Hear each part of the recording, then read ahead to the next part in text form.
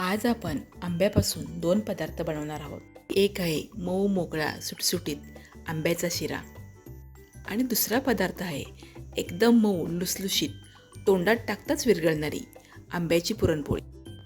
पहिल्यांदा आपण आंब्याचा शिरा बनवून घेऊ. त्यासाठी एका जाड बुडाच्या कढईमध्ये मी अर्धी वाटी तूप घेतलं आहे. तूप चांगलं वितळलं की त्यामध्ये 1 वाटी रवा घातला. हा रवा इथं मी जाडच वापरला आहे. जाडऐवजी बारीक रवा पण वापरू शकता. आता मंद गॅसवर आपला हा रवा 4 ते 5 मिनिटांसाठी भाजून घ्यायचा आहे. जोपर्यंत रवा भाजल्याचा सुगंध सगळ्या घरात पसरत नाही आणि रव्याला छान तूप सुटत नाही तोपर्यंत आपल्याला हा रवा भाजून घ्यायचा आहे. आता एका गॅसवर मी रवा भाजायला घेतला आहे आणि दुसऱ्या गॅसवर 1 वाटी पाणी आणि 1 वाटी दूध एकत्र मिसळून उकळायला ठेवलं आहे. आता रव्याला सगळ्या बाजूने छान तूप सुटायला सुरुवात झाली आहे. याचा अर्थ आपला रवा अगदी व्यवस्थित भाजला आहे. आता यामध्ये एकत्र मिसळून उकळलेलं दूध आणि पाणी घालायचं आहे. आता हे दूध आणि पाणी रव्यामध्ये अगदी थोडं थोडं घालायचं, कारण एकदम घातलं तर ते अंगावर उडतं आणि शेगडीवरही उडतं. त्यामुळे एकदम न घालता थोडं थोडं घालायचं. नेहमी आपण शिरा बनवताना 1 वाटी रव्यासाठी 3 वाटी दूध किंवा 3 वाटी पाणी वापरतो, पण इथे आपण 1 वाटी आंब्याचा गर घालणार आहोत. म्हणून आपण इथे 1 वाटी पाणी आणि 1 वाटी दूध घेतलं आहे. म्हणजे आपण इथे शिरा बनवताना 1 वाटी रवा घेतला आहे, त्यासाठी 1 वाटी दूध, 1 वाटी पाणी आणि 1 वाटी आंब्याचा गर घेतला आहे. रव्यामध्ये दूध आणि पाणी मिसळलं की ते खूप जास्त वेळ हलवत बसायचं नाही. फक्त एकदा तळापासून हलवून सगळं एकत्र मिसळून घ्यायचं आणि झाकण ठेवून 2 मिनिटांसाठी मंद गॅसवर शिजवून घ्यायचं. आता तुम्ही बघू शकताय, रव्याने पूर्णपणे दूध आणि पाणी शोषून घेतलं आहे आणि रवा अजिबात चिकट झाला नाही, एकदम छान मोकळा झाला आहे. आता यामध्ये 1 वाटी आंब्याचा गर घालायचा आहे.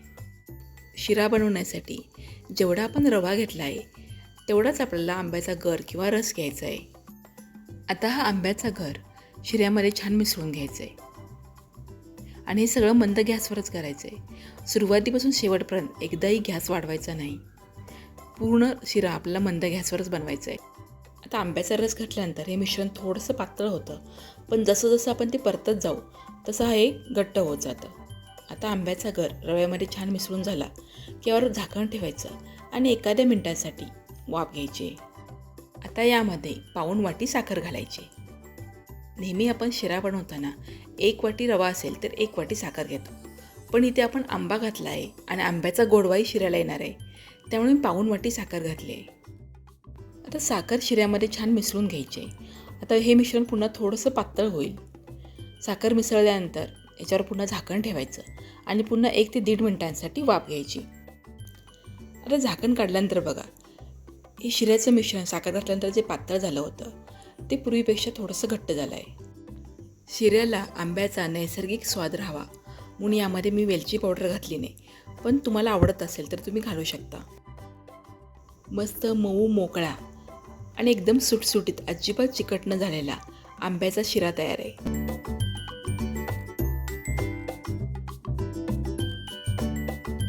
आता या आंब्याच्या शिऱ्यापासूनच आपण एकदम मऊ लुसलुशीत पुरणपोळी बनवणार आहोत. पुरणपोळी बनवण्यासाठी इथे मी कणिक मळून घेतली आहे. म्हणजे गव्हाच्या पिठामध्ये चिमूटभर मीठ आणि चिमूटभर हळद घालून हे एकदम मऊ असं पीठ मळून घेतलं आहे. आणि पुरणासाठी आंब्याचा शिरा तर तयार आहे. पुरणपोळी बनवण्यासाठी कणकेचा गोळा घेतला आणि हाताने त्याची छान खोलगट पारी बनवून घेतली. आता जेवढा आपण कणकेचा गोळा घेतला आहे त्यापेक्षा थोडं जास्तच आंब्याचा शिरा घ्यायचा आहे. आंब्याचा शिरा म्हणजे पुरण कणकेच्या पारीमध्ये घालायचं आणि अगदी हलक्या हाताने ही कणकेची पारी बंद करून घ्यायची.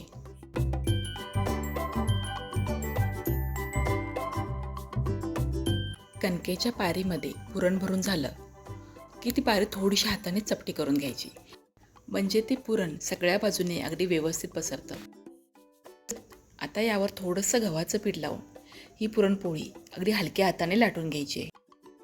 पोळी लाटताना त्याचे काठ जाड होणार नाहीत याकडे पण लक्ष द्यायचं. पुरणपोळी लाटून झाली, आता ती भाजून घेऊ. त्यासाठी मी पोळी लाटायला घेण्यापूर्वीच तवा गरम करायला ठेवला होता. आता यावर थोडंसं तेल घातलं आणि त्यावरही पुरणपोळी टाकली.